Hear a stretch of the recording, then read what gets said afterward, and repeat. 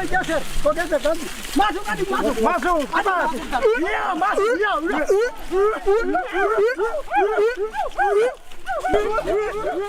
Kayu besi rawa sepanjang 17 meter ini disiapkan untuk membuat salib.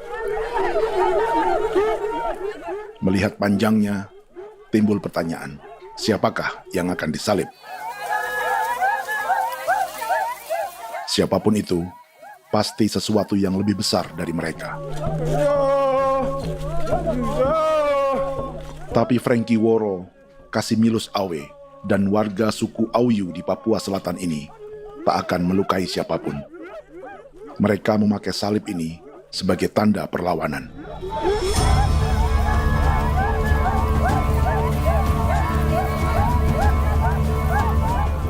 Yang mereka lawan memang lebih besar, yaitu pemerintah Republik Indonesia.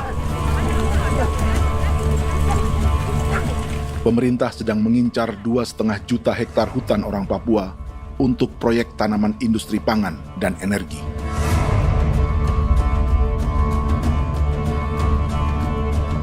Ratusan kilometer dari salib orang-orang Auyu itu, orang Muyu sedang menyiapkan gerakannya sendiri. Tapi kali ini dalam bentuk sebuah pesta.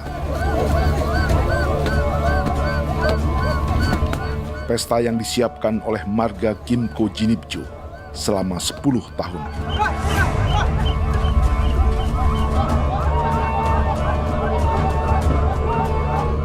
Sosok di marga ini adalah Willem Kimco, orang asli Papua yang tak punya kartu identitas kewarganegaraan manapun.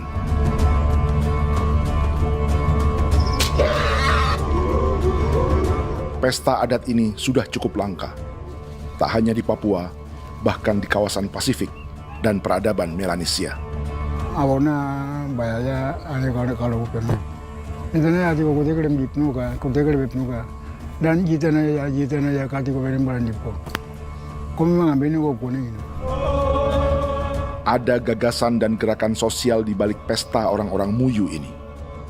Sama dengan gerakan salib merah yang dimulai orang-orang Auyu. Salib ini akan menjadi yang terbesar dari 1.800 salib merah yang telah ditancapkan berbagai suku di Papua Selatan dalam 10 tahun terakhir. Ribuan salib merah yang dipadukan dengan palang adat adalah tanda larangan yang menyatukan unsur-unsur adat dan agama. Kami percaya bahwa kalau memang kami sudah tidak mampu untuk menyelesaikan persoalan ini, dalam hal ini perusahaan tidak bisa masuk, berarti kami minta bantuan kepada nenek moyang dan Tuhan. Atribut perang orang Auyu ini diukir atau dilukis, digambar di batang salib ini dengan tujuan bahwa kami larang dengan sangat keras. Jadi apabila siapapun, baik dari antara kita sendiri yang melanggar batas ataupun pihak lain yang mengganggu keselamatan hak tanah adat kami, maka kami siap untuk melakukan ancaman perang. Salib-salib ini tidak ditancapkan di halaman-halaman gereja, melainkan di tanah dan hutan adat, di dusun-dusun sagu, dan di tempat-tempat yang disakralkan. Sebab 1.800 palang adat dan salib ini memang bukan semata tentang agama, tapi untuk mencegah negara dan perusahaan memasuki tanah dan hutan adat mereka. Papua bukan negara kosong.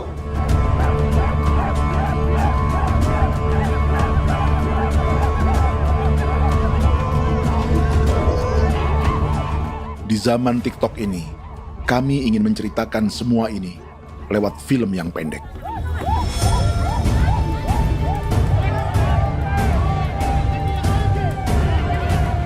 Tapi kami jelas gagal.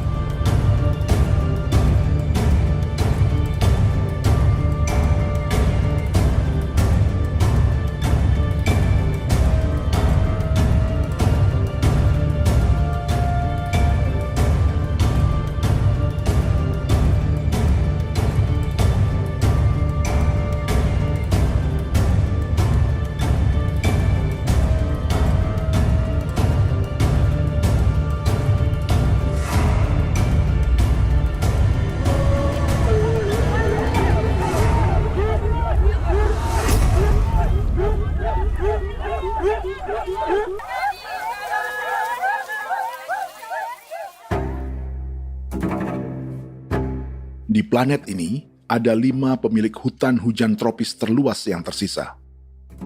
Kongo di Afrika, Brazil, Peru, Bolivia, dan Indonesia.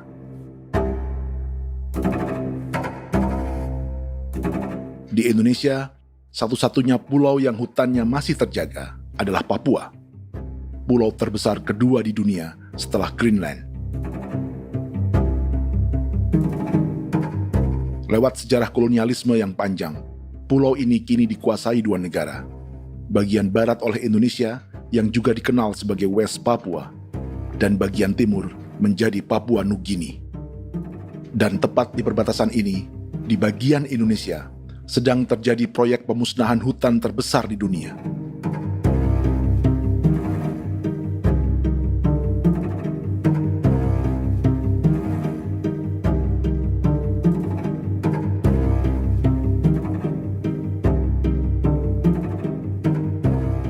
Pemerintah Indonesia sedang membuka lebih dari 2,5 juta hektar hutan untuk sawit, tebu, padi, dan peternakan.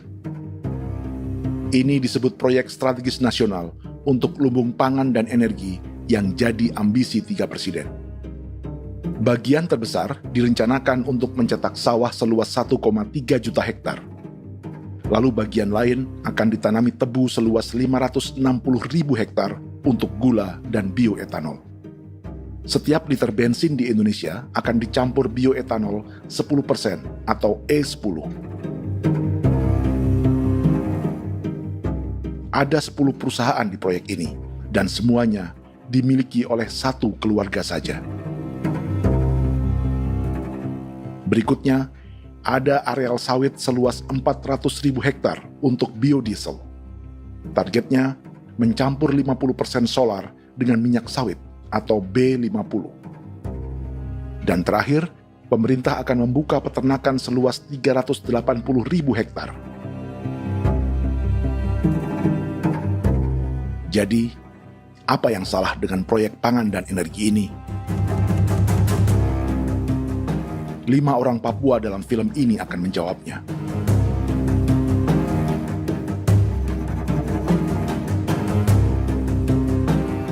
Yang pertama adalah Yasinta Moiwen dari suku Marin.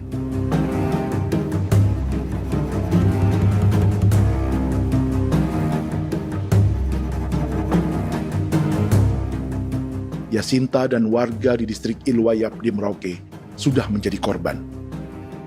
Hutan dan rawa sebagai sumber pangan dan ekonominya telah dihancurkan. Jalan sepanjang 135 km sedang dibuat, dan di kiri kanannya akan dicetak 1 juta hektar sawah. Mereka sulit menolak atau melawan. Salib sudah digeser, masih datang lagi dengan senjata mereka nih. Karena proyek ini juga dijaga tentara. Macam-macam senjatanya.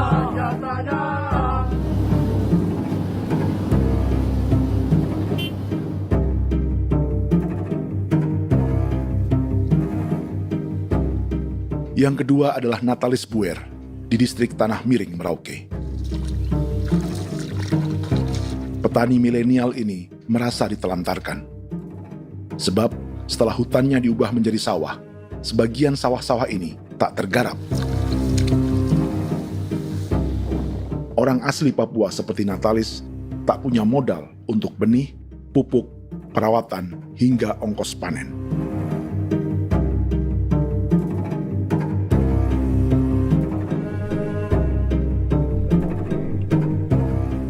Orang ketiga adalah Vincent Kuipalo dari suku Yenan di distrik Jagebob, Merauke. Vincent dan suku Ye sedang menjadi korban. Hutan adat orang-orang Ye sedang dihancurkan untuk perkebunan tebu dan bioetanol. Tanah mereka juga diincar untuk markas-markas militer, pasukan yang akan menjaga proyek pangan dan energi ini.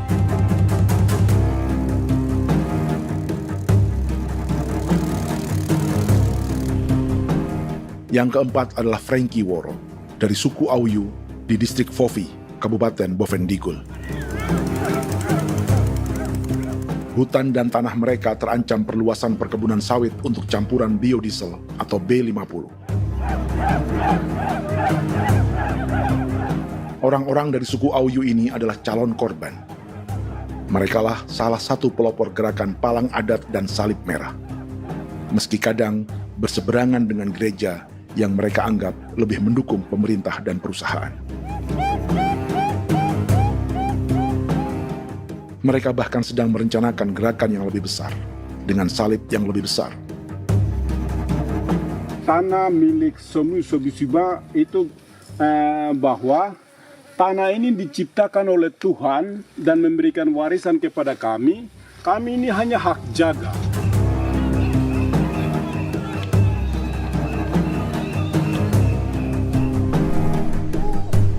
Sosok kelima adalah Willem Kimco dari suku Muyu di Bovendigul. Tokoh adat dari Muyu ini hidup di garis belakang proyek negara, sehingga belum menjadi korban. Tapi mereka sedang bersiap menghadapi segala kemungkinan. Tinggal di belantara dan perbatasan membuat sebagian mereka tak punya status kewarganegaraan. Tapi mereka telah hidup jauh sebelum ada Indonesia atau Papua Nugini.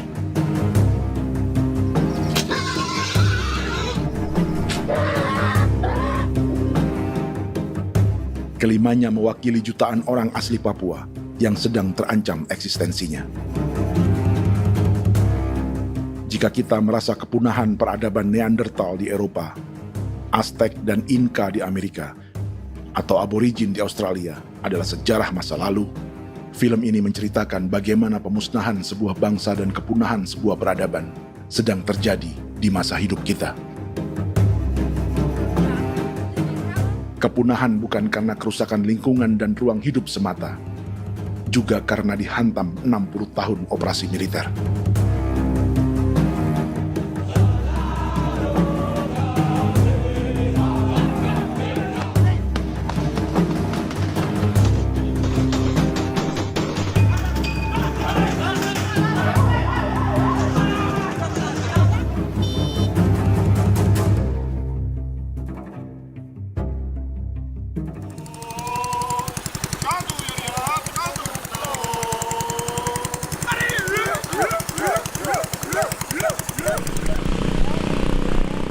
Frankie Woro dan orang-orang Auyu sedang berburu.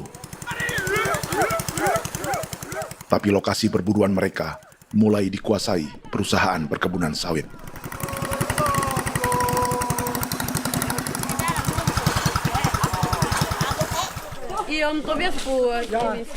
Kita akan menuju arah ke Inabusu. Di sana kami akan masuk di wilayah konsesi perusahaan PT Indo Asiana Lestari, dan di situ ya ada survei-survei mereka yang mereka pernah lakukan, tapi juga kami ada lakukan tanda-tanda saksi di sana.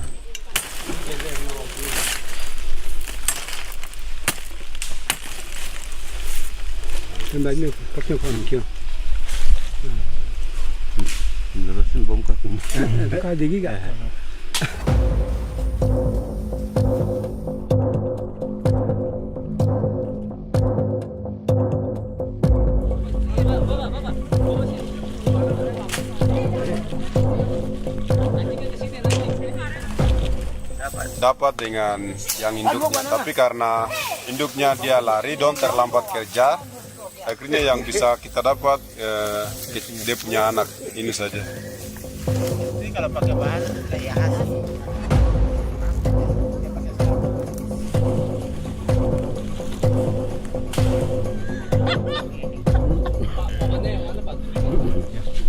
Pohon ini pohon bitanggur, dia punya kayu ini kita biasa gunakan untuk kerja perahu, dan juga kulit depu getanya itu kita pakai untuk kerja ini, panah-panah ini lem, jadikan lem ini, panah-panah.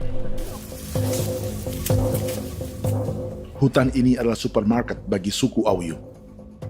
Juga lumbung pangan atau bank untuk menyimpan deposito kekayaan alam. Hutan juga tempat yang penuh dengan sejarah suku, situs budaya, dan tempat-tempat sakral. Inilah yang sedang mereka pertahankan dari incaran pemerintah dan perusahaan. Untuk semua alasan ini, mereka menancapkan ribuan salib merah.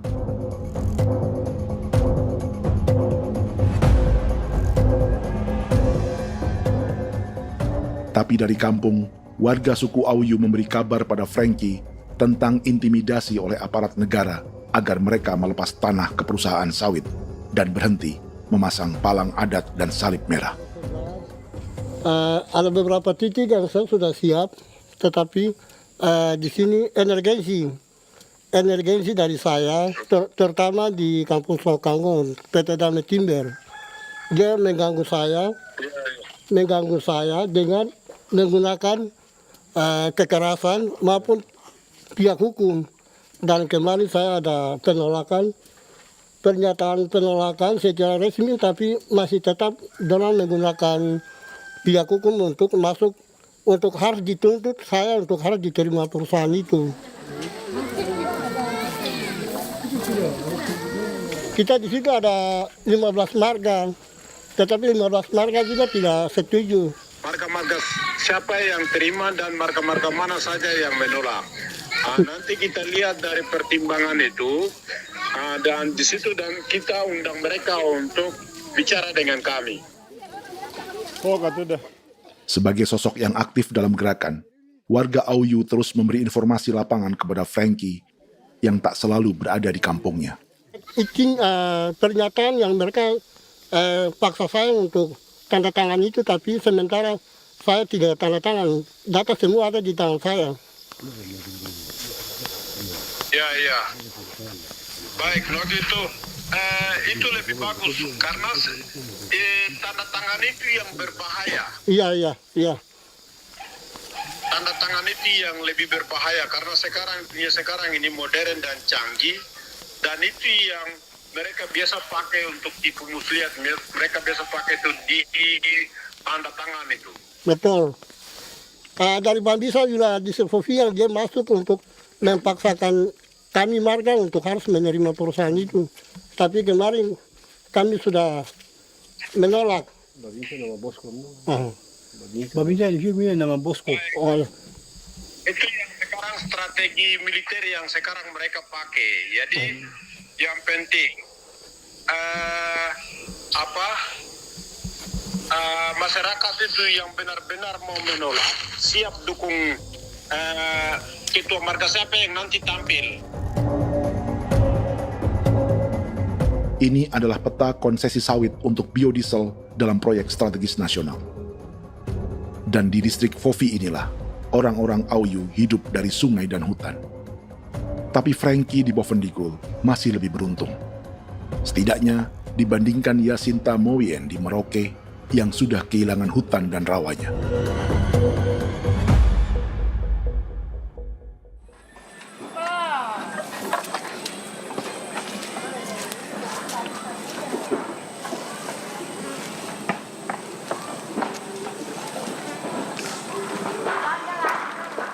Yasinta dari suku Marin adalah petani sayur di Kampung Wanam, distrik Ilwayap, Merauke. Memanfaatkan lahan yang ada, ia berkebun dan menjual hasilnya ke pasar kampung. Ini ekonomi warga di Wanam untuk menghasilkan uang, lalu memberi barang kebutuhan yang tak bisa mereka produksi sendiri. Tapi kehidupan sebenarnya ditopang oleh ekosistem hutan dan rawa. Inilah sumber pangan utama dan peradaban mereka.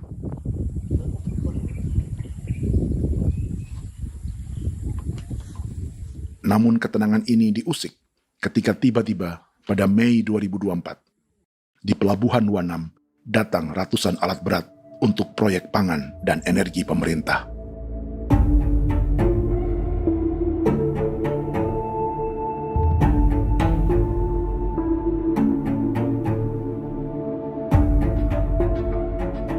Kami masyarakat setempat kami tidak tahu. Kami kaget pagi-pagi kapal sudah ada di pelabuhan kami.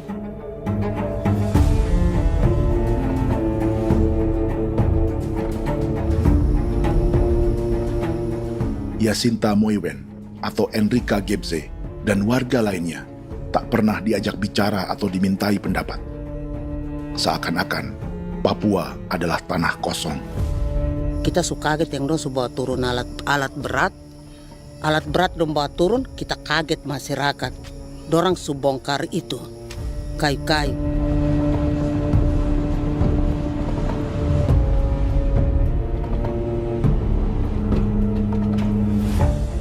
Bersamaan dengan alat-alat berat itu, juga berdatangan tentara Indonesia untuk mengawal proyek pembukaan hutan milik Jacinta.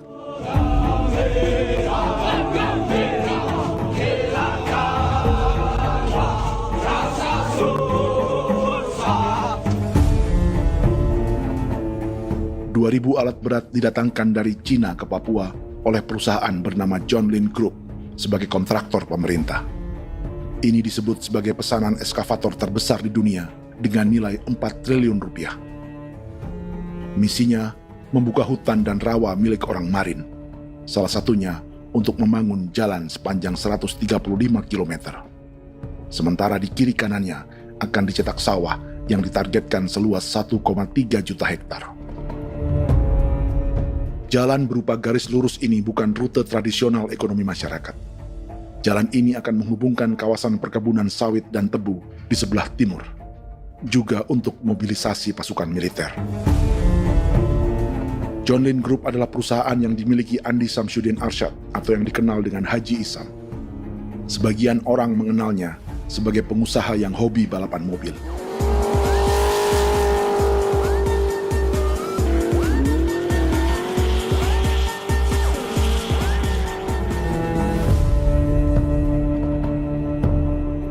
Tapi di Kalimantan, ia berbisnis batu bara, perkebunan sawit, pengolahan karet, penerbangan, perkapalan, dan biodiesel. John Lin Group kini juga menjadi pemilik perkebunan tebu dan pabrik gula terbesar di Indonesia. Sayapnya melebar dari Kalimantan hingga ke Bombana, Sulawesi Tenggara. Perkebunan tebu, pabrik gula, dan industri bioetanol inilah yang juga sedang dikembangkan di Papua. Foto ini adalah momen ketika Isam bersama kerabatnya, Menteri Pertanian Amran Sulaiman dan Menteri Pertahanan Syafri Samsudin meluncurkan program biodiesel atau B50 di Kalimantan Selatan. B50 artinya setiap 1 liter solar, 50%-nya akan dicampur minyak sawit. Perusahaannya, PT John Lin Agroraya, menjadi salah satu pemainnya.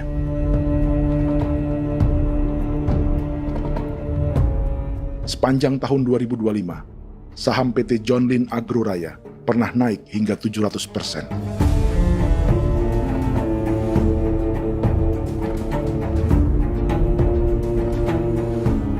Perusahaan sawitnya yang lain, PT Pradiksi Gunatama, sahamnya bahkan pernah naik 4.000% hanya dalam 1 tahun. Dari harga saham ini saja, nilai kekayaan keluarga Isam diperkirakan mencapai 100 triliun rupiah lebih, menjadikannya salah satu keluarga terkaya di Indonesia dan salah satu pemain penting industri bioenergi. Dan di Papua Selatan inilah sebagian sawit-sawit untuk mendukung program B50 akan ditanam.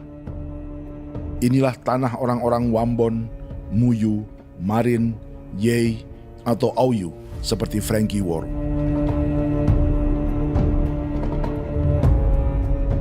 Haji Isam pernah menjadi tim kampanye nasional Presiden Joko Widodo dalam pemilu 2019 saat melawan Prabowo. Bintang Mahaputra Utama diberikan kepada Saudara Andi Syamsuddin Arsyad. Beliau berjasa luar biasa dalam mendorong pertumbuhan ekonomi daerah maupun nasional. Setelah menjadi presiden, Prabowo memberi gelar kehormatan Bintang Mahaputra Utama pada Isam.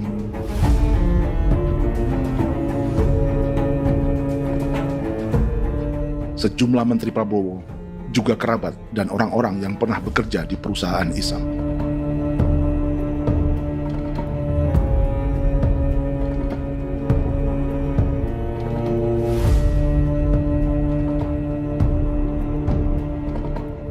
Lawan sebesar inilah yang sedang dihadapi Jacinta di kampung Wanam, Merauke. Atau petani perempuan lain seperti Enrika Gebse. Jadi alam kita ini sudah rusak.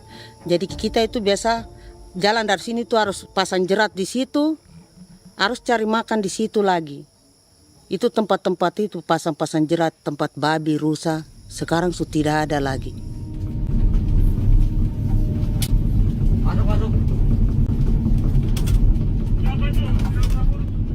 Rekaman ini memberi gambaran bagaimana Kasuari kehilangan rumah di bekas hutan dan rawa yang telah dibabat.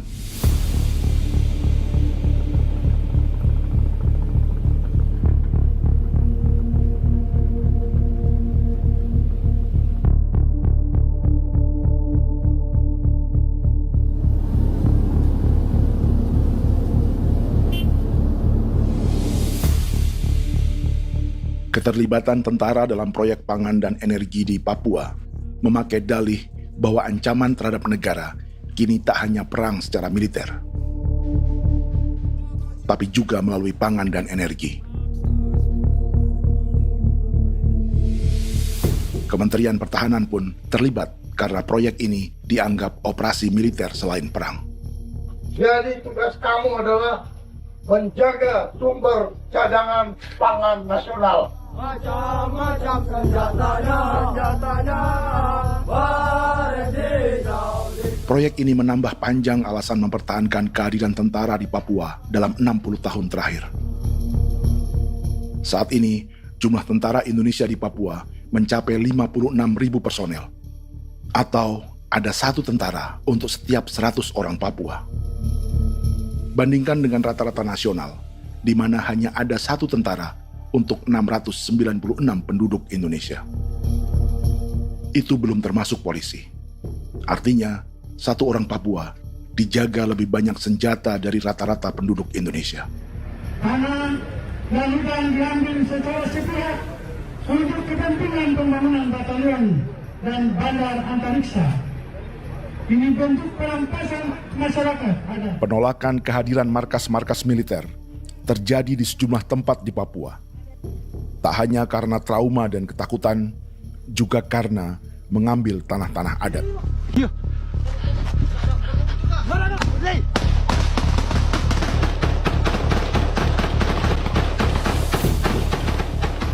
Salah satu alasan mengapa militer terus ditambah di Papua, karena masih ada perlawanan dari Organisasi Papua Merdeka atau OPM selama 50 tahun terakhir. Ayo. Tapi kekuatan militer OPM diperkirakan hanya 1.430 personel dan 360 pucuk senjata. Selebihnya, mereka menggunakan senjata tradisional.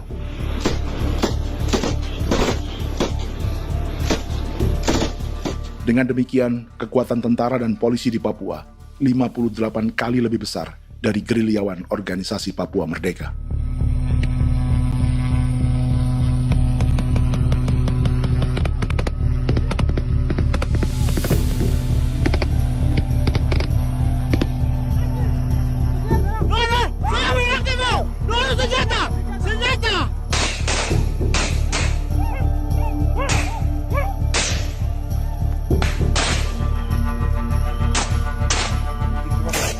Sebagian tentara berada di garis depan pertempuran, tapi sebagian besar lainnya terlibat operasi non-tempur menjaga proyek pemerintah dan investor swasta. Seperti Batalion Infanteri Teritorial Pembangunan di distrik Jagebob, Merauke ini. Lokasinya bersebelahan dengan konsesi lahan tebu untuk gula dan bioetanol milik PT Murni Nusantara Mandiri. Baik perusahaan maupun markas militer, keduanya mengambil hutan milik suku Ye dari marga Kuipalo. Tapi dorong datang, tanam ini saja di sini, tanam papan nama ini. Victor Kuipalo menunjukkan apa yang terjadi. Jadi kita juga kaget ini. Nah, kalau ini papan nama ini memang, ini papan nama ditanam tapi bukan haknya mereka yang ini. Ini hak kami di sini, hak dusun kami, marga Kuipalo yang punya hak dusun ini. Setelah memasang patok, alat berat mulai bekerja untuk membangun markas militer di tanah orang Ye.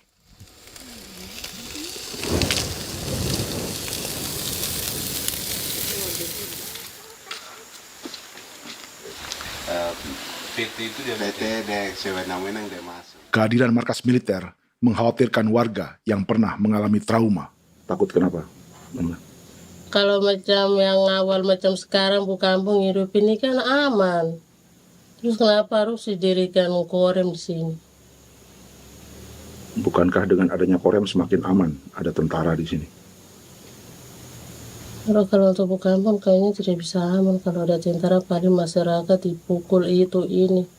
Kalau kampung hidup begini malah saya sejahtera dan saya punya masyarakat. Apa pernah ada pengalaman buruk sebelumnya dengan tentara di daerah sini? Ada yang cerita waktu pos-pos di sini tuh di 13, 12 itu zaman katanya Patimura. Memang kasihan. Malah kita punya orang ini yang dianiaya betul, dipukul. Disuruh kerja bakti tidak mau atau lama mencari, namanya kita pangkur sagu itu butuh waktu 1 minggu. Kalau lama begitu ya paling diseret dapat pukul itu. Operasi militer Indonesia di Papua dimulai tahun 1962 lewat Operasi Trikora. Tapi perlawanan bersenjata pertama di Papua baru dilakukan tahun 1965 di Manokwari. Nanti tanggal 1 Mei jam 12.30 pemerintahan di Irian Barat mutlak akan jatuh di tangan.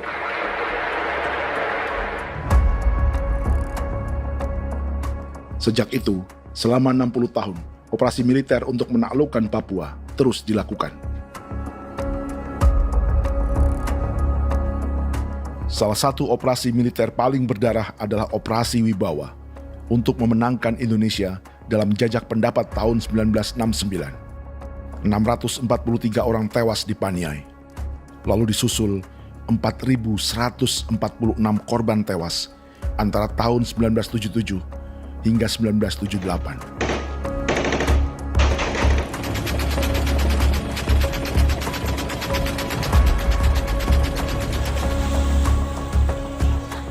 Operasi militer ini menimbulkan gelombang pengungsian hingga kini. Dewan Gereja Papua mencatat 103.000 orang menjadi pengungsi pada tahun 2025 dan nyaris tak diberitakan media-media Jakarta.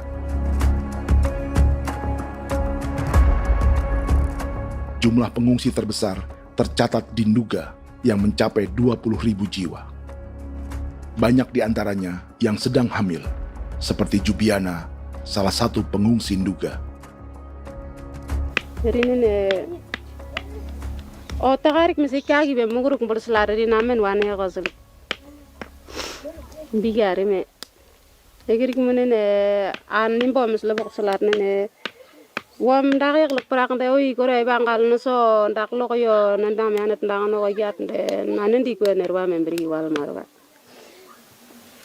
egirik menene wa tri mbel no semana o ngal siya kaya ber kumbik nyak masala ore na me wo gosuluk ri namen wani go semane kuman nak wani wani ndemo go ndak misri namen bre go go nak no semana ne nebe minit waru ra kana bi nindige war be mino pragit de laina bulan maret april yana mana kantan barak na lire na bamne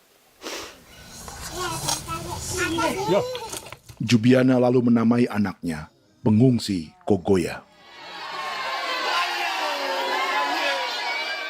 Selain Jubiana, juga ada Emma dari Maibrat yang melahirkan di hutan. Sampai di kampung gini, katanya bilang ada tentara yang bangun jembatan. Nah, capek itu juga pun masih tahan. Kembali lagi ke hutan lagi. Seperti itu sampai sejatuh di tengah jalan. Orang sampai terbanting di kayu semuanya. Berasa sakit begitu. Melengkapnya tuh Domika Serli, pengungsi Wako. Masyarakat sipil dari kampung Aitrem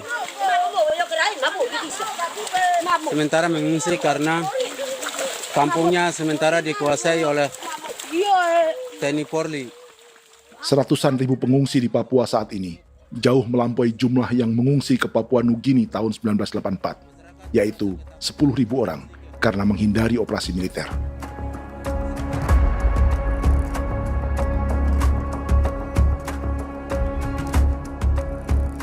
Bersamaan dengan operasi militer, eksploitasi sumber daya alam Papua juga dilakukan sejak masuknya tambang emas dan tembaga Freeport pada tahun 1967.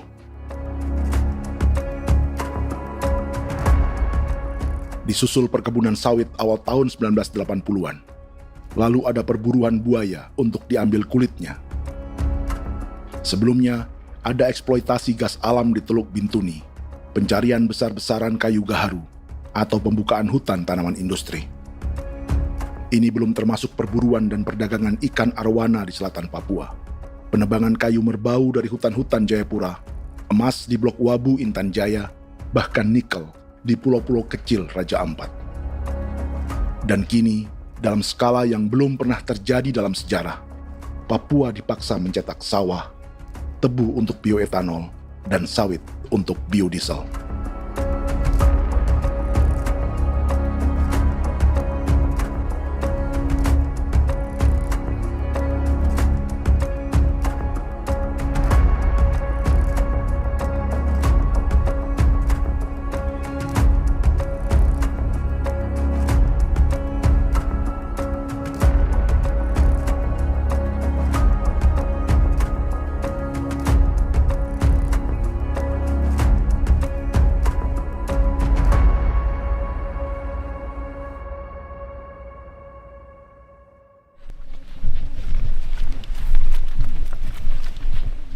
Inilah yang sedang menimpa keluarga Vincent dan Victor Kuipalo di Merauke. Hutan mereka diambil untuk markas militer dan industri perkebunan, PT Murni Nusantara Mandiri.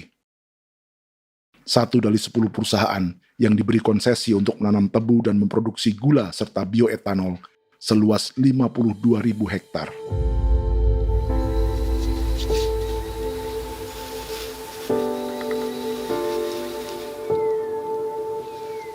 Perusahaan ini dianggap mengambil hutan dan tanah orang-orang Ye, terutama marga Kuipalo, yang memiliki hak adat terhadap 2.300 hektar hutan.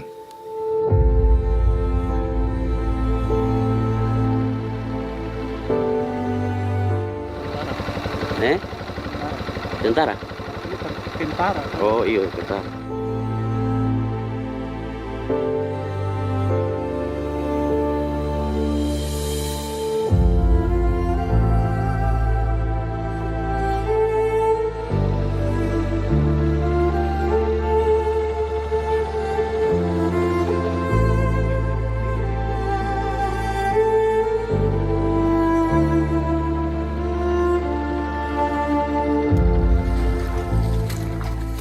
Keluarga Kuipalo sedang melihat apakah perusahaan semakin mengancam tanah mereka.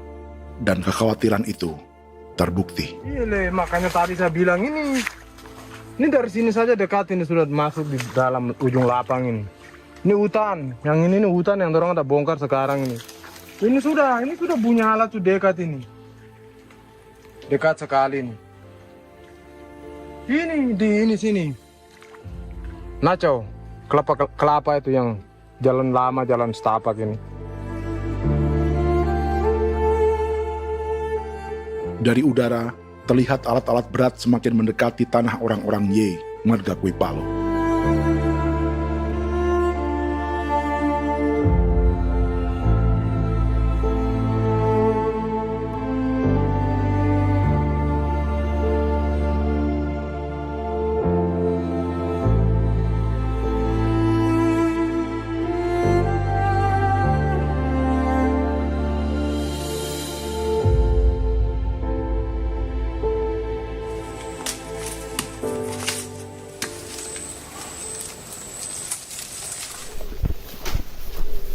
Keesokan harinya, Victor dan kerabatnya memberi tanda cat merah di pohon-pohon yang berada di batas tanah mereka.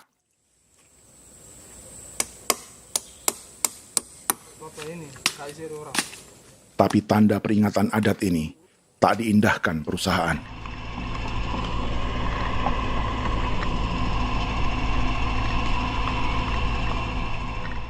Dua bulan kemudian, perusahaan tetap memasuki tanah marga Kuipalo. Sama.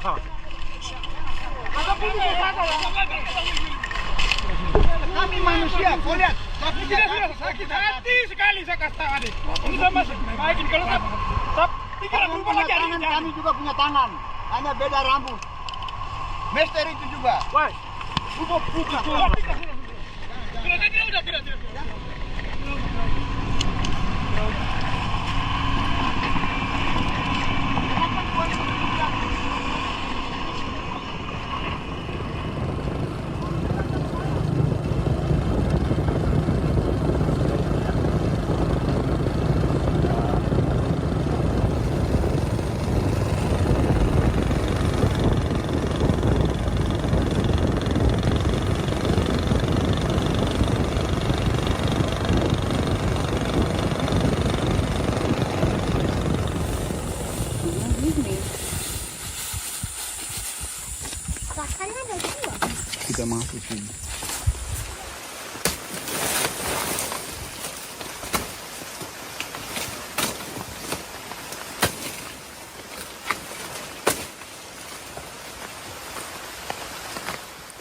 Jadi ya untuk itu seperti saya katakan tadi, apakah lebih baik kita tidak usah ada kah atau bagaimana, kita pisahkan, pisahkan dari negara ini kah?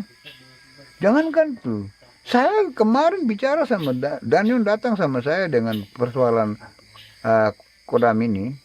Saya bilang, Pak Daniel, kalau lebih baik saya ngungsi ke Papua Nugini. Dia bilang, aduh Bapak jangan begitu. Ya memang, kalau tidak bisa menghargai kami, lebih baik pilihan yang itu yang saya memilih. Lebih baik saya pindah dari sini. Saya mengungsi ke Papua Nugini, di negara tetangga. Masih di laut. Apa? Oh, ini. Karena saya bilang sama Kapolsek, Pak Agustus ini, 17 Agustus saya tidak kasih naik bendera merah putih. Saya bendera ada, nanti saya taruh di meja. Bendera saya ada. Karena saya punya pikiran percuma kita ini merasa bahwa kita hidup di bawah naungan merah putih. Ternyata merah putih tidak lindungi kami.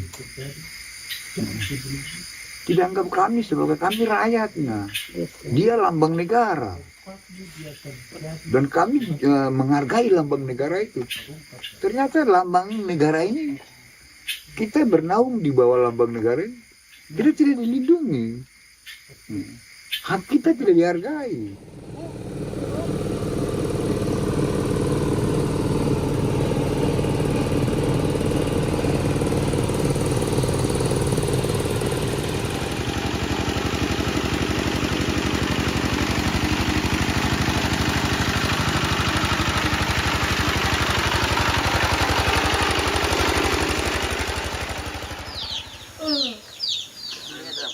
Marga Kuipalo dari suku Ye terus mendapat teror dan intimidasi agar melepas tanah mereka yang hanya dihargai Rp300.000 per hektar. Tapi mereka tidak berjualan tanah. Makanya mama itu tidak suka untuk lepas tanah. Untuk apa? Baru di dalam hutan itu ada obat-obat tradisi. Itu sudah Kalau macam ada sayur juga, kita ambil sayur yang dia tumbuh sendiri. Jadi kita ini mau kemana, kalau itu sudah digusur, ya habis. Kita ini jadi penonton. Jangan sampai kita ini duduk minta di jalan.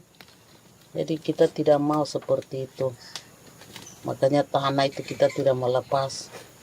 Tapi mungkin orang lain tuh dia senang saja. Lebih baik saya pegang uang merah dulu. Saya bisa beli-beli itu ini. Nanti datang uang sudah habis, gembel, mau cari kemana lagi, hutan sudah habis, mau makan ikan di mana, kali sudah hancur. Seperti Yasinta di Wanam, suara dan gerakan kaum perempuan Papua sangat nyaring dan tak bisa diabaikan. Saya sebagai perempuan tolak untuk perusahaan masuk di sini. Karena kalau saya terima anak-anak saya mau dikemanakan, mau tinggal di mana. Apapun yang terjadi saya tetap tolak. Demi tanah ini saya akan berjuang, demi saya punya anak-anak. Yang katanya mengutamakan anak Papua, nyatanya yang kerja kebanyakan ya orang-orang Jawa. Dan sendiri orang Jawa, tapi bukan mau bicara yang tidak-tidak. Memang kenyataannya seperti orang-orang Papua itu diterbelakangkan, kurang diutamakan, gitu.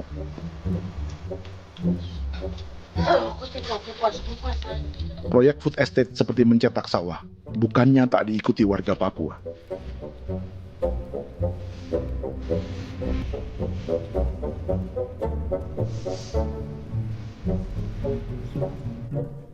Salah satunya Natalis Buer di distrik Tanah Miring, Merauke.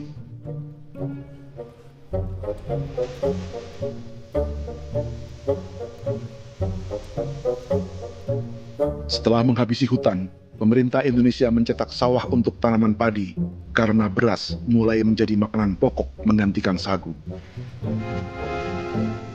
Sebagian besar penggarapnya adalah warga transmigran yang datang sejak era 1980-an. Bahkan petani transmigran sudah ada sejak Belanda membuka proyek padi kumbe di distrik Kurik. lokasi yang sering jadi langganan pejabat Indonesia memamerkan sawah di Papua. Tapi Natalis juga ingin belajar menanam padi atau bersawah. Namun ia kesulitan karena dibutuhkan modal untuk benih, pupuk, hingga pemeliharaan dan panen. Lalu sawah-sawah ini pun mulai dikuasai pendatang.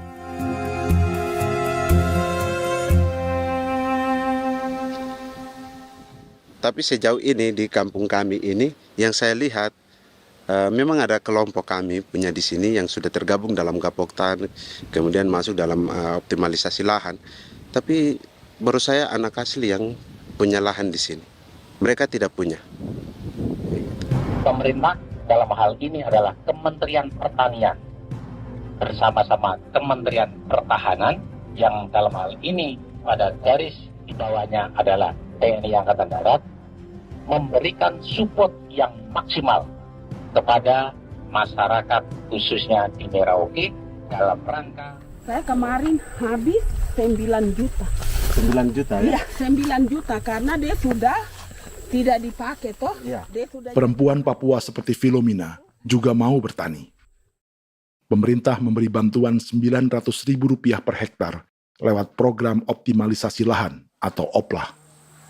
Tapi dibanding biaya produksi dan harga jual gabah, Filomena mengaku berkali-kali rugi dan kini memutuskan tak lagi menggarap sawahnya.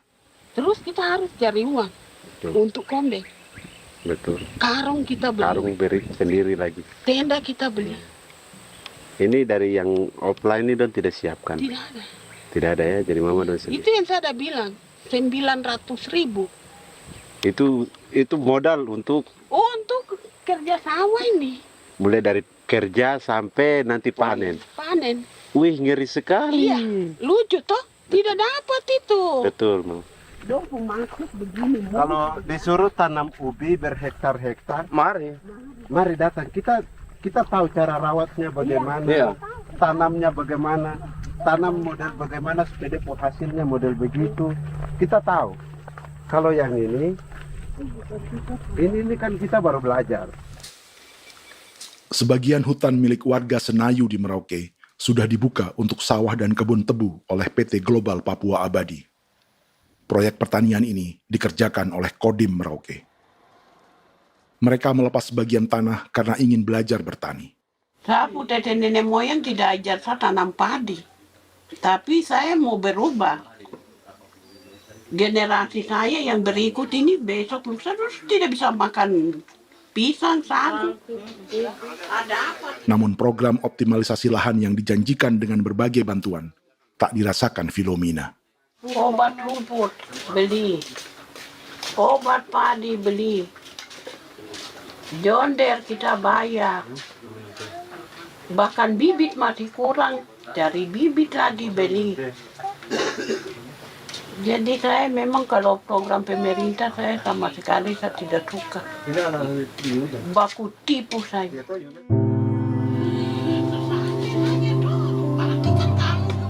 Mereka merasa ditinggalkan sendiri, jatuh bangun belajar bertani padi.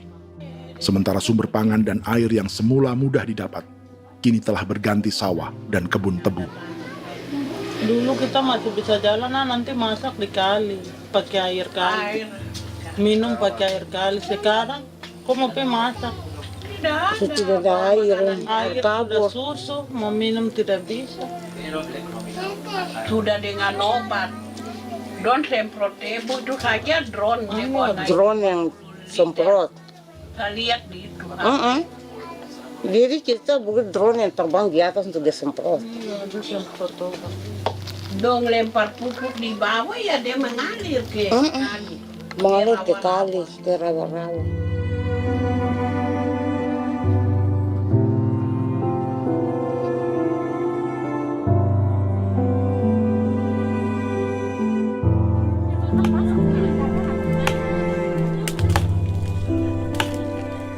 Seperti pertanian sawah bagi orang Bali atau Toraja, bagi orang Auyu dan suku-suku lainnya di Papua Selatan, sagu juga bukan semata tentang pangan.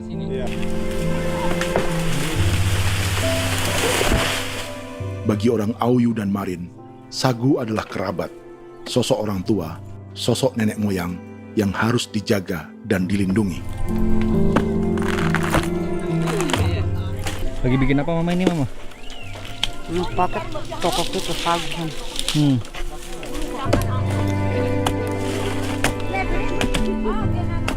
Kami diingatkan oleh leluhur, sagu itu tidak boleh digusur dan tidak boleh diganggu dengan cara apapun, dan di dalam rangka kepentingan apapun tidak boleh. Kamu harus bela, bahkan sampai nyawa pun harus menjadi taruhan demi membela keselamatan pemberangan sagu di atas tanah ini.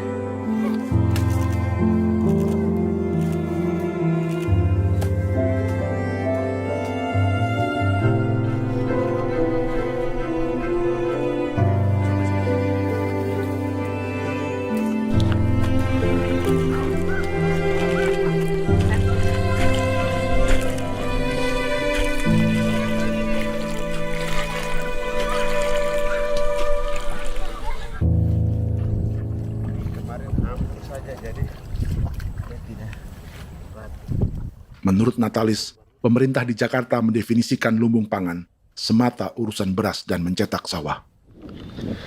Sebenarnya orang Papua itu bukan tidak bisa bertani. Kami tanam ubi itu bagian dari pertanian. Nah, pertanian yang dimaksud oleh pemerintah itu harusnya selalu itu kalau bisa pemerintah harus spesifikkan pertanian apa yang dimaksud, pertanian tanam padi atau pertanian tanam ubi, petasan dan lain-lain. Ini yang harus dispesifikkan dulu. Begitu, sehingga tidak menjustifikasi kami orang asli Marin bahwa kami tidak bisa bertani, bukan. Kami buka kebun besar-besar di sana, bahkan bermeter-meter, ratus-ratus meter pakai sekop, bukan pakai ekskavator, tapi ini pakai skop. Itu pertanian, begitu. Bagi Natalis, alih-alih memaksimalkan sawah-sawah yang sudah ada untuk petani Papua, pemerintah selalu membuka hutan baru, seperti dikerjakan perusahaan John Lynn Group dan melibatkan tentara. Padahal, sejarah keterlibatan militer dalam proyek food estate atau cetak sawah adalah sejarah kegagalan yang bertubi-tubi 4 presiden selama 30 tahun terakhir.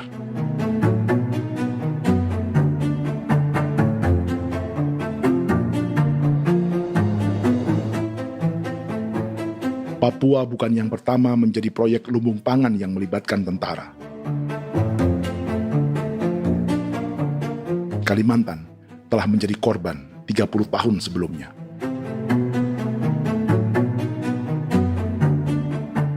Ini adalah bekas hutan yang sudah dibuka di Pulang Pisau, Kalimantan Tengah.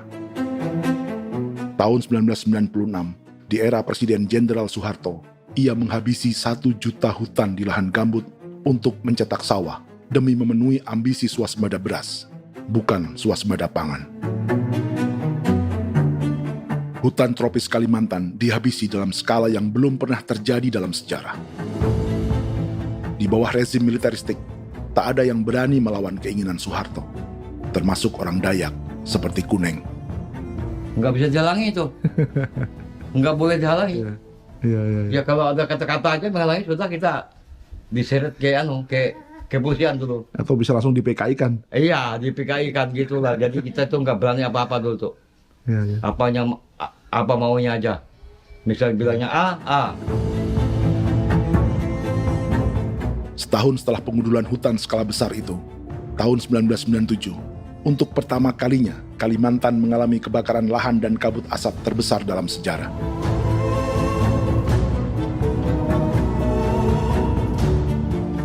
Sebagai ilustrasi, ini kondisi kabut asap tahun 2015.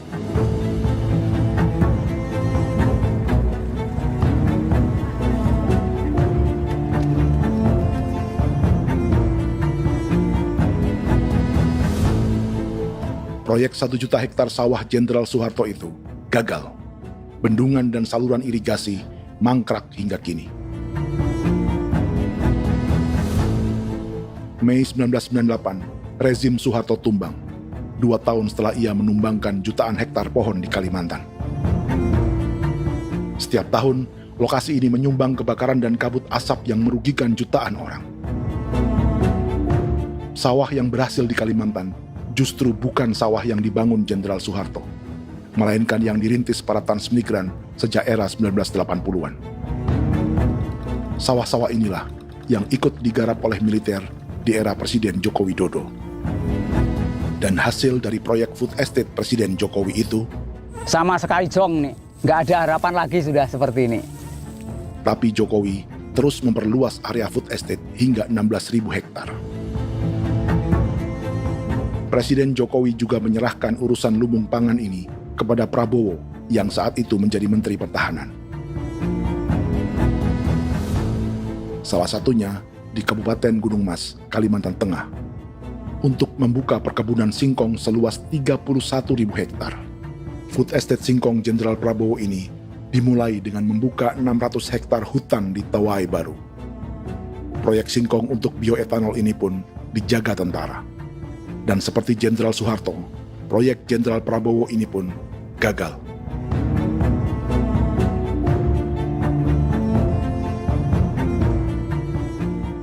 Dengan reputasi ini, Joko Widodo dan Prabowo justru sedang membuka 2,5 juta hektar di Papua.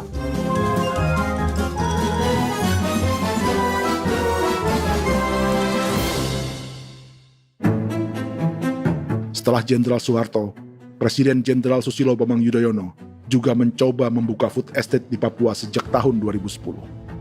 Namanya Merauke Integrated Food and Energy Estate atau MIFE. Proyek ini juga gagal.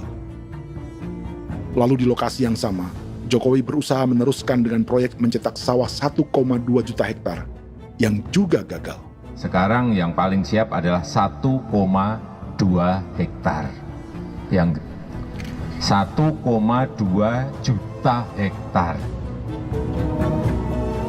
Dan kini, Prabowo yang pernah gagal dengan 600 hektar singkong di Kalimantan justru akan mengulangi di Papua dengan skala 2,5 juta hektar. Di daerah Papua pun harus ditanam kelapa sawit supaya bisa menghasilkan juga BBM dari kelapa sawit. Dalam setiap proyek pangan dan energi di Papua, yang lebih menonjol bukan tanaman pangannya, melainkan untuk energi atau bahan bakarnya. Sawit untuk biodiesel dan tebu untuk industri bioetanol. Ada 10 perusahaan yang diberi konsesi hingga 0,5 juta hektar untuk tebu. Dan 10 perusahaan itu dimiliki oleh satu keluarga saja.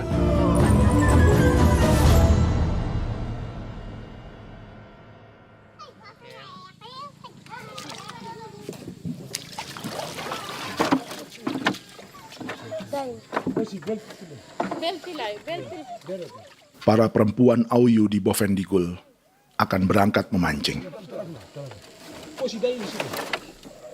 Priska Beni membantu menyiapkan perahu.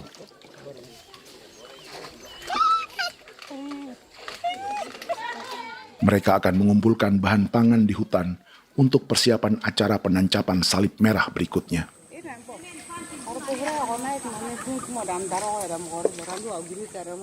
Priska sudah mengambil posisi memancing.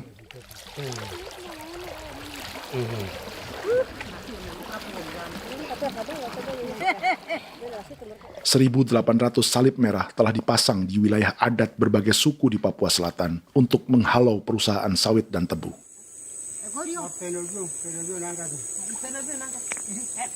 Maria Tebung yang paling muda datang membawa hasil.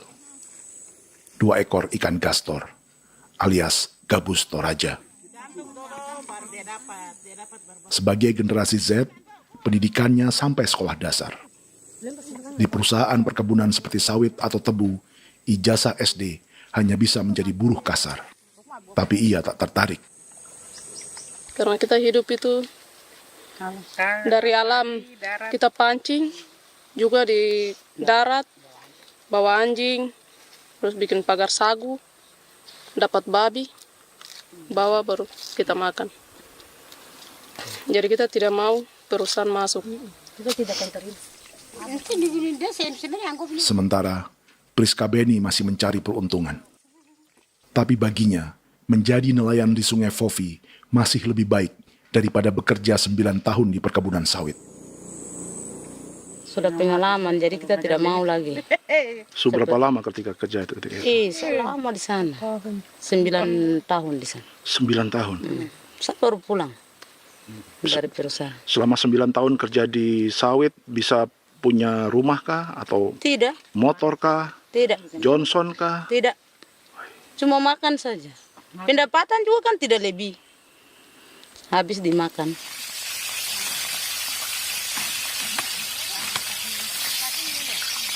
Satu minggu libur berapa hari? Tidak libur. Minggu tetap kerja? Tetap kerja. Tidak bisa ke gereja? Hari Minggu kerja. Hari Minggu juga kerja. Dia tidak mengenal agama perusahaan itu. Di grup perusahaan sawit Korindo, Priska digaji 2 juta rupiah per bulan dan tinggal di mes karyawan. Tapi gaji itu dipotong bahan makanan atau BAMA rata-rata 1 juta rupiah setiap bulan. Korindo adalah grup perusahaan yang salah satu usahanya adalah hutan tanaman industri dan sawit di Bovendigul dan Merauke. Di Papua, mereka memakai bendera PT Tunas Sarwa Ema. Perusahaan ini pernah memberi bantuan pada Keuskupan Agung Merauke. Keuskupan Merauke belakangan mengeluarkan pernyataan mendukung proyek strategis nasional di Papua. Umat Katolik yang memprotes sikap gereja tersebut ditangkap polisi. Jadi selama 9 tahun tidak bisa nabung? Tidak. Makan saja. Makan saja. Makan saja. Menabung bagaimana? Keperluan banyak. Tidak sampai. Habis di anak-anak uang sekolah. Uang 1 juta itu mana sampai. Mau nabung juga tidak cukup. Sudah pengalaman, jadi kalau di sini perusahaan mau masuk tidak. Tidak.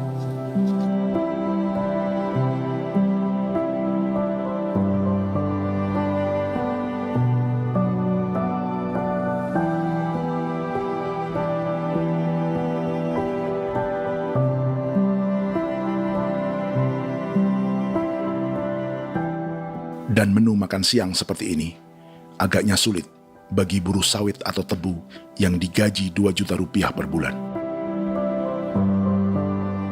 Generasi Z seperti Maria Tebung atau generasi milenial seperti Priska Beni punya matematika ekonominya sendiri. Sawit untuk biodiesel atau tebu untuk bioetanol tak akan ada bedanya bagi mereka.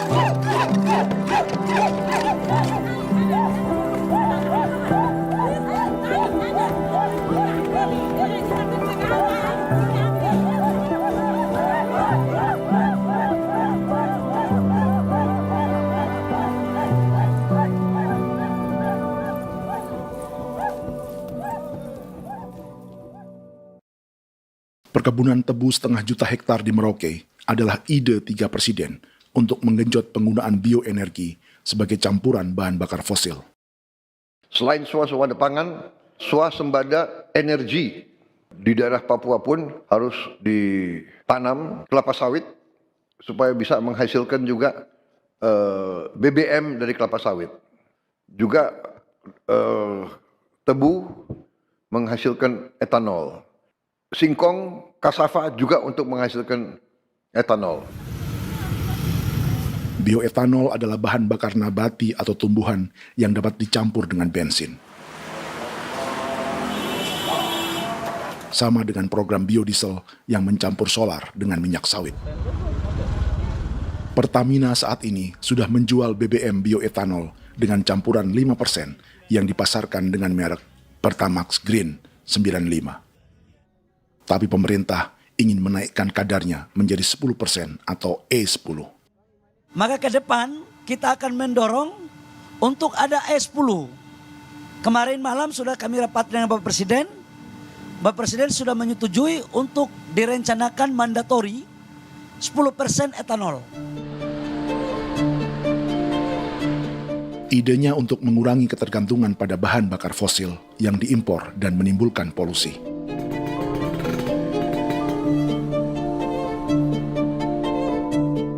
Tapi bioetanol bukannya tak mengorbankan lingkungan, hutan, rawa, dan manusia. Karena program E10 membutuhkan 7,3 miliar liter bioetanol, maka lahan yang dibuka untuk menanam tebu bisa mencapai 1,3 juta hektar. Sementara saat ini, luas perkebunan tebu di Indonesia hanya 500 sampai 600 ribu hektar. Artinya, butuh lahan baru hingga 800 ribu hektar untuk menanam tebu. Dan 500 ribu hektar diantaranya sedang dibuka di Papua. Hutan yang tadinya untuk menumbuhkan pangan berubah jadi tanaman untuk bahan bakar di jalanan. Kecepatan pulihnya hutan beradu dengan jumlah dan kecepatan kendaraan di jalanan.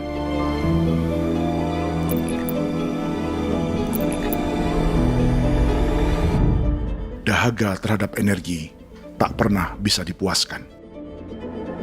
Setelah minyak sawit untuk biodiesel, dunia kini merambah singkong, jagung, dan tebu untuk bioetanol. Benua Amerika, Eropa, sebagian Afrika, hingga separuh Asia kini mulai memakai bioetanol sebagai campuran bahan bakar.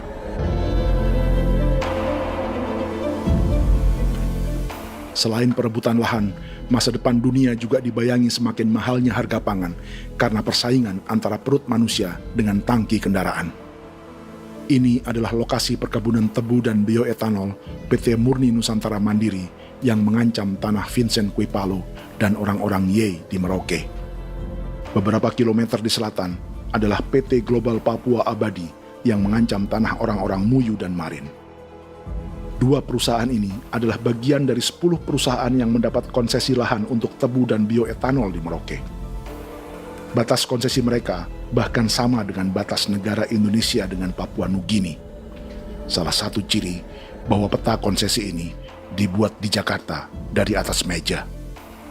Sama seperti kolonial Inggris dan Belanda ketika mereka membagi Pulau Papua dengan garis lurus pada abad 19. Seakan Papua adalah tanah kosong. Bedanya, meski peta konsesi ini mengatur batas 10 perusahaan, tapi perusahaan-perusahaan ini sebenarnya dimiliki oleh satu keluarga saja. Ini nama 9 dari 10 perusahaan tebu dan bioetanol di Merauke, Papua.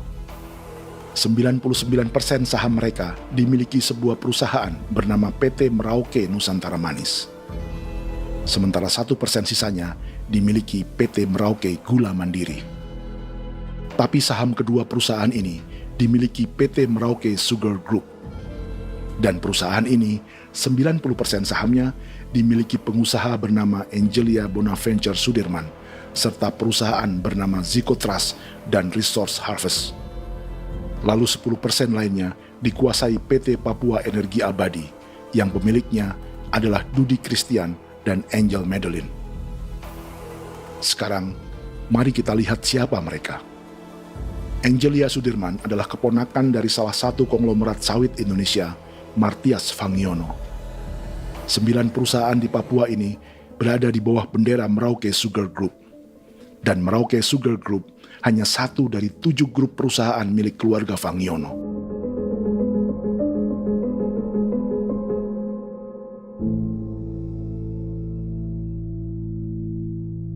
Ini Martias Fangiono. Seperti Haji Isam, Martias selama ini dikenal sebagai pengusaha sawit yang kini merambah bisnis tebu dan bioetanol. Ini momen saat penanaman perdana tebu di Merauke bersama Presiden Joko Widodo Juli 2024. Di sini juga ada anak Martias Fangiono, yaitu Wirastuti Fangiono. Wirastuti adalah salah satu yang menonjol dari keluarga Fangiono. Tahun 2025, Forbes mencatatnya sebagai konglomerat termuda dengan kekayaan 23 triliun rupiah yang mengendalikan 2 grup usaha, FAP Agri dan Surya Dumai Industri. Keduanya adalah perusahaan sawit dan biodiesel. Anak dan bapak ini adalah investor utama bagi Jokowi dan Prabowo untuk proyek tebu dan bioetanol di Papua. Sementara yang ini adalah mertua Sitorus, pemilik raksasa agribisnis dunia, Wilmar International, yang juga memegang konsesi sawit di Papua lewat berbagai perusahaan. Tapi mertua kini memakai bendera baru, yaitu KPN Corporation atau Karunia Prima Nastari. KPN inilah yang memiliki kelindan bisnis dengan keluarga Fangiono untuk proyek tebu Merauke. Apalagi grup Wilmar yang didirikannya juga pemain gula utama di Australia. Tahun 2010, Wilmar membeli 100% saham perusahaan gula terbesar Australia, Sucrogin. Akuisisi senilai 1,5 miliar dolar Amerika ini langsung menjadikan Wilmar pemain tebu terbesar kelima dunia. Sebagian bibit tebu yang ditanam di Merauke adalah varietas yang dikembangkan Lembaga Riset Gula Australia atau Sugar Research Australia. Sugar Research Australia lalu menjalin kontrak pengembangan bibit dengan PT Global Papua Abadi milik Fangiono. Tapi masalahnya, Sugar Research Australia adalah badan publik yang tugasnya memajukan petani tebu dan sebagian dananya berasal dari pajak warga Australia. Itu artinya, warga Australia membiayai pengembangan bibit tebu untuk investor dan pemerintah Indonesia.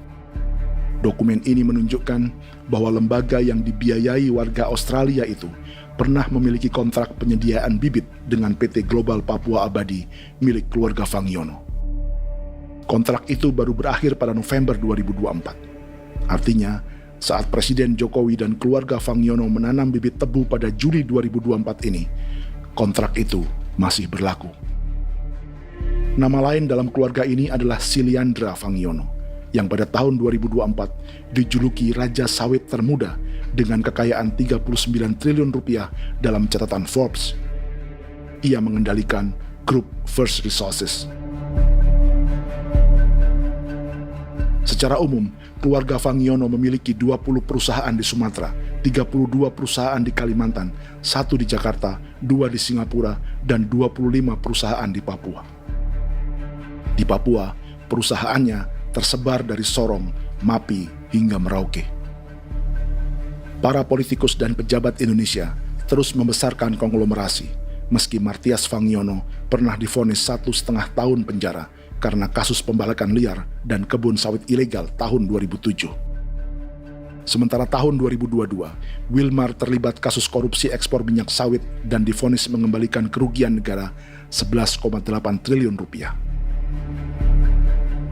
Tumpukan uang ini disebut sebagai pembayaran dari grup Wilmar yang diterima secara simbolis oleh Presiden Prabowo pada Juni 2025 lalu. Tapi peran raksasa biodiesel dan bioetanol dunia ini belum akan surut di Indonesia. Bahkan sebaliknya. Sebuah dokumen presentasi bisnis dari Wilmar International Limited pada tahun 2010 ini bisa menjadi petunjuk. Presentasi ini bagian dari proses pembelian 100% saham raksasa tebu Australia, Sucrogin. Dalam presentasi ini, Wilmar mengaku ditawari konsesi lahan 200.000 hektar di Papua, atau dulu disebut Irian Jaya, untuk menanam tebu.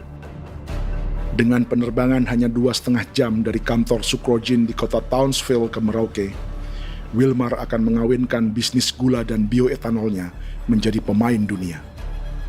Dan lokasi yang diincar oleh Wilmar adalah distrik Ilwayap di Merauke, kampung halaman Yasinta Moiwen. Dan persis disinilah, 14 tahun kemudian, ribuan eskavator John Lynn Group milik Haji Isam mulai membuka hutan sebagai kontraktor pemerintah. Presentasi dan gagasan ini dibuat oleh Wilmar pada Juli tahun 2010. Sebulan kemudian, Agustus 2010, pemerintah Presiden Susilo Bambang Yudhoyono meluncurkan proyek Lumbung Pangan dan Energi Merauke atau Merauke Integrated Food and Energy Estate.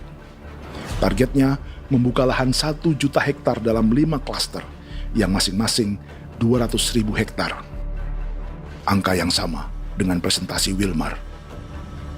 5 tahun kemudian, 2015, giliran Presiden Joko Widodo yang mau melanjutkan proyek pangan dan energi 1,2 juta hektar. Menjelang pensiun sebagai presiden, Jokowi kembali menggencarkan proyek ini dan melibatkan Prabowo sebagai Menteri Pertahanan. Jokowi lalu mendukung Prabowo sebagai presiden berpasangan dengan anaknya, Gibran Rakabuming Raka sebagai wakil presiden. Kini, setelah menjadi presiden, giliran Prabowo yang melanjutkan proyek bioetanol dan biodiesel dengan memobilisasi militer dan melibatkan pejabat-pejabat yang juga para elit partai koalisinya.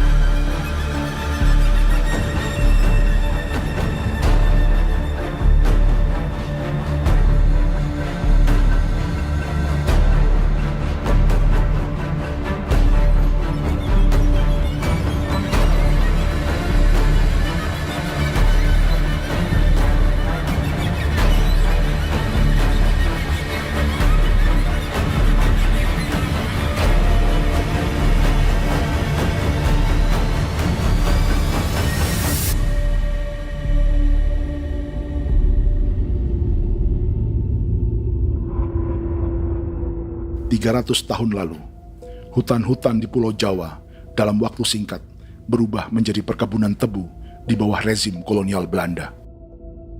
Orang Jawa menjadi buruh dan petaninya dipaksa menanam tebu.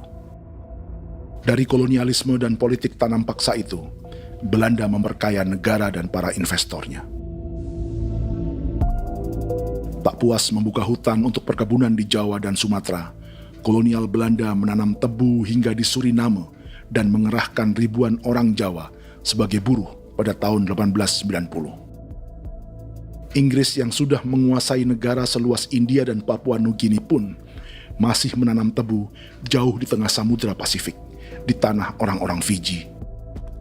Lalu memindahkan puluhan ribu orang India menjadi buruh di sana.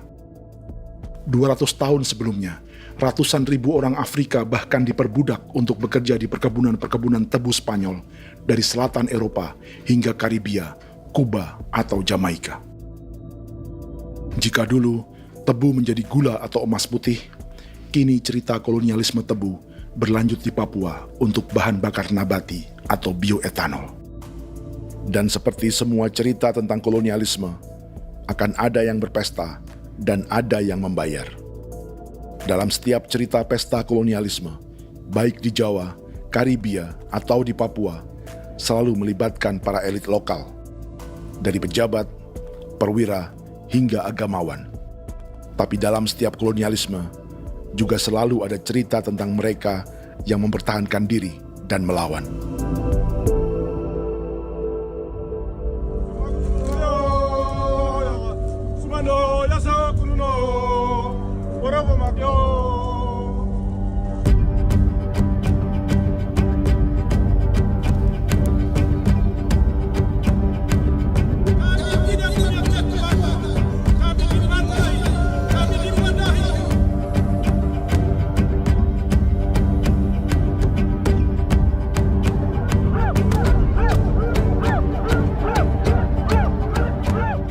Dalam sejarah Gereja Katolik banyak pemimpin-pemimpin yang adalah tanda petik itu adalah Judas-Judas juga. Jadi itu sudah pasti karena itu adalah manusia. Nah, satu sisi sebagai manusia dalam perjalanan digoda, apalagi ada dalam posisi-posisi jabatan ya mungkin banyak tawaran-tawaran lain, lalu disitulah terjadi pergeseran keberpihakannya kepada misi gereja tadi itu untuk umat, untuk mereka yang tertindas. Orang kirim eksavator, orang kirim tentara, orang kirim polisi, pukul kami bukan pencuri, kami tidak pernah mencuri orang barang. Kami tidak pernah menangis ke orang lain, kami tidak pernah menangis ke kita bapak mama, kami menangis kepadamu. Tuhan kami lemah. Ibu tidak tahu. Dia kata, ini hijau orang datang ke bangsa kami, ke wilayah kami untuk kasih habis kami.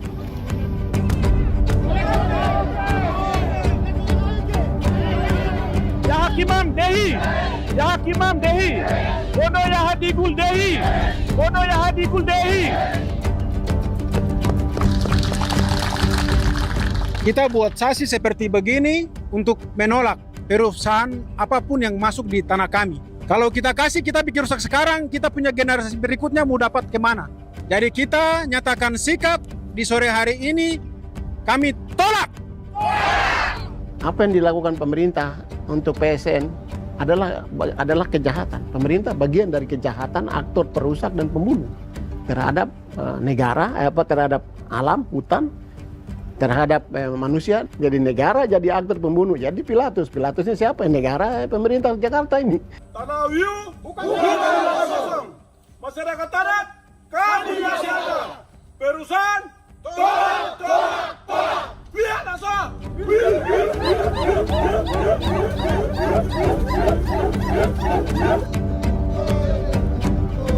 Jika tanah adat dan hutan adat hilang, kami mau hidup di mana? Maka di sini saya mau bilang, negara jangan tipu-tipu kami lagi.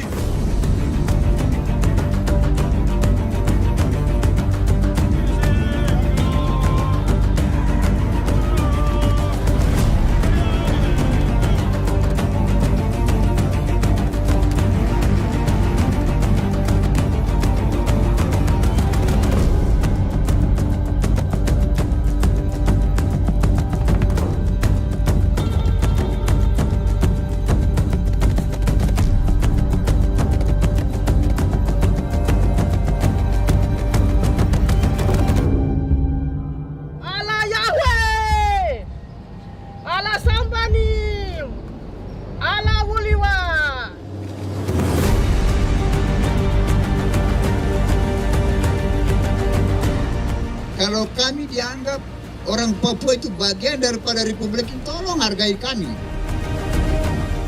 Dengan adanya PSN, PT, John Lindrup yang sudah menerobos tanah kami dan hutan kami, merusak alam kami.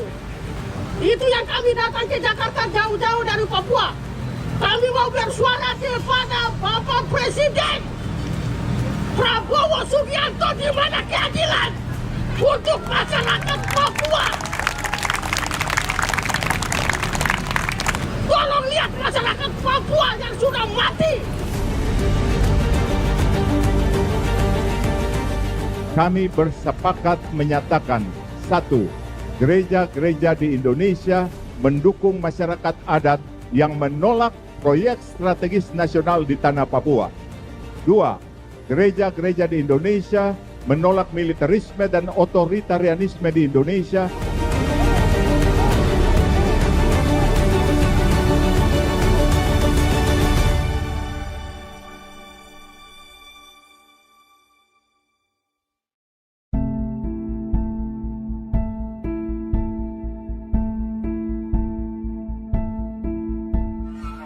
Kita sering merasa banyak hal buruk sudah jadi cerita sejarah. Dan kita sekarang hidup lebih baik, lebih beradab, atau mustahil melakukan kejahatan seperti di masa lalu. Kita tidak lagi menghukum mati orang dengan memenggal kepalanya. Kita menembaknya atau menyuntik racun agar tertidur dan mati. Tapi ada hal-hal yang tak berubah. Salah satu pembantaian yang kuat di ingatan kita adalah kejahatan Nazi atau genosida di Rwanda. Padahal pembantaian juga sedang terjadi di masa kita, seperti di Gaza, Palestina. Penghancuran sebuah peradaban seperti Indian di Amerika atau aborigin di Australia juga kita anggap masa lalu. Sekarang kita merasa lebih baik dan lebih toleran. Padahal proses penghancuran bahkan pemusnahan yang sama sedang terjadi terhadap bangsa Melanesia di Papua. Begitu juga dengan praktik kolonialisme. Kita merasa penjajahan seperti dilakukan Portugis, Inggris, atau Belanda sudah menjadi sejarah. Dan Indonesia tidak mungkin menjajah. Padahal itulah yang sedang terjadi dan dirasakan di Papua.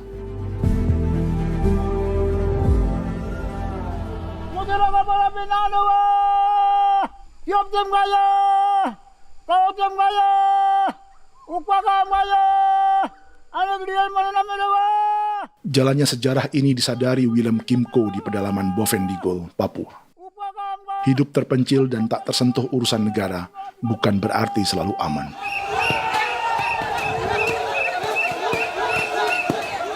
Untuk sampai di tempat ini, orang-orang Muyu menempuh 2 hari berjalan kaki mengarungi hutan, lembah, dan sungai. Termasuk mereka yang datang dari perbatasan Papua Nugini. Mereka berkumpul untuk memenuhi undangan pesta adat yang disebut Awon Atatbon atau Pesta Babi.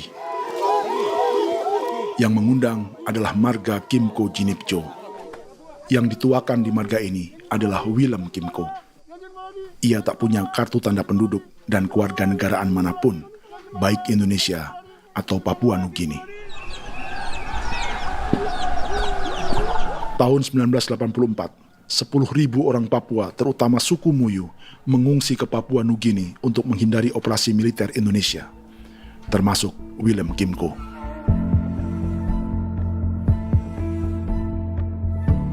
Apa yang membuat pesta adat ini istimewa? Apa bedanya dengan acara serupa yang dihadiri pejabat, tokoh agama, LSM, atau yang direkam oleh kru televisi dan konten kreator? 13, 14, 15, 18. Pertama, untuk membuat pesta babi, orang Muyu perlu persiapan selama 10 tahun. Sebab, babi-babi yang akan jadi bagian dari pesta ini tak boleh dibeli, alias harus dipelihara sendiri. Babi-babi ini bukan bantuan pejabat pemerintah, gereja, atau LSM.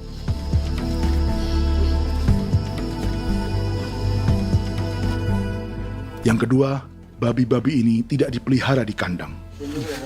Jadi punya nama babi ini kah? Harimau. Harimau? Harimau. Dia kulit dengan ini bulu di harimau, macam harimau begitu yang kasih nama harimau. Setelah diberi nama, mereka dilepas liarkan di hutan sejak kecil. 10 tahun kemudian, jika tiba saatnya pesta, para pemburu akan mencari mereka di dalam 479 hektar hutan milik marga Kimco. Suku atau marga lain tak akan mencurinya di hutan, karena mereka sudah punya babi dan wilayah masing-masing. Itu artinya mereka harus tetap menjaga dan mempertahankan hutannya agar babi-babi bisa hidup. Demikian juga dengan lahan pangan mereka, yang menumbuhkan sagu, keladi, atau aneka sayuran.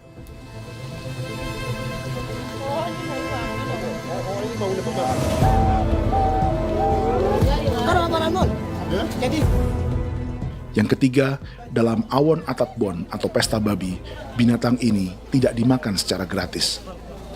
Setiap marga atau klan dalam suku Muyu akan membayar jerih payah tuan rumah menjaga hutan dan memelihara babi.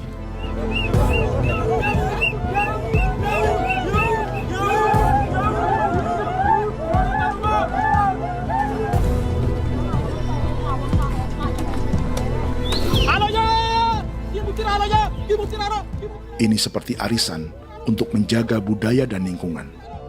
Bagian dari budaya dan ekonomi timbal balik yang ditandai dengan siklus memberi dan menerima.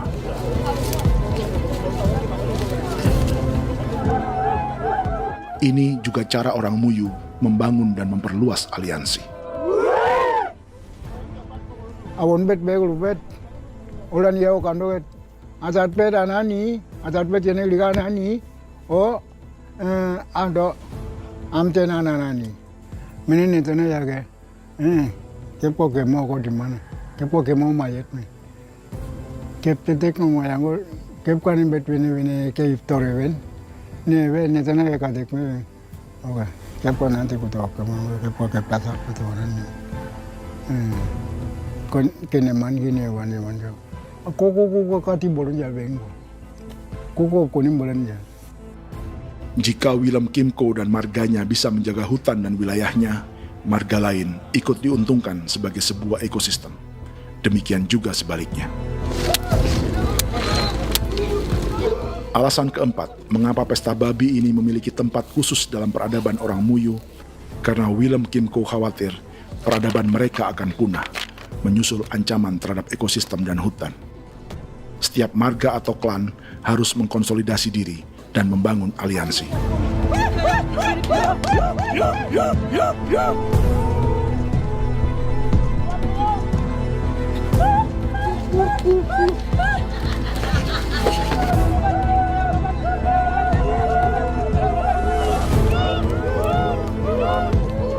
Kekhawatiran Willem dan orang-orang Muyu tak berlebihan.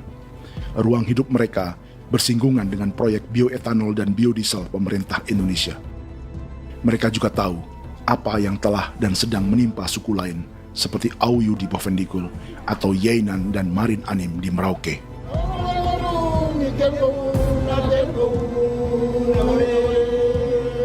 Jika suku-suku lain menggunakan palang adat dan salib merah sebagai gerakan perlawanan, orang-orang Muyu memakai pesta babi untuk mempersiapkan diri dan konsolidasi.